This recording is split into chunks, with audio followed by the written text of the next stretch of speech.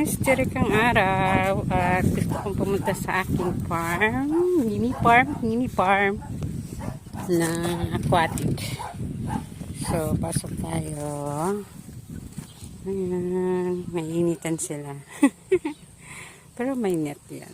May net. So, mas kailangan din nila ng init ng araw minsan.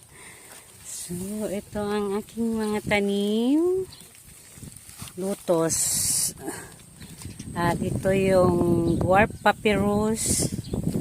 At marami pang iba. So, next time, iisa-isain ko sila. Ayan. So, ikot ko muna kayo dito. So, konti pa lang yung mga tanim ko. At yung iba ay hindi pa masyadong lumalaki.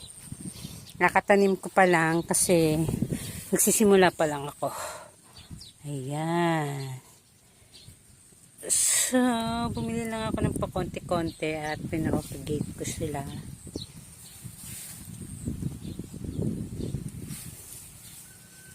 So,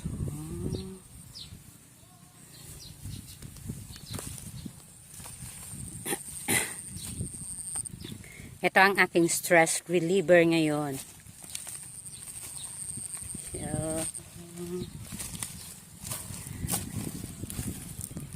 meron din ako sa tab.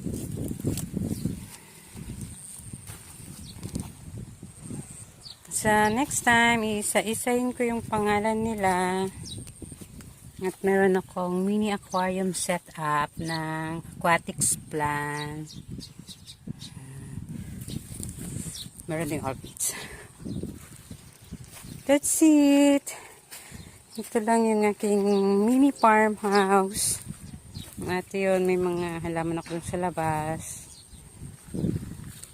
That's it for today's video. Bye!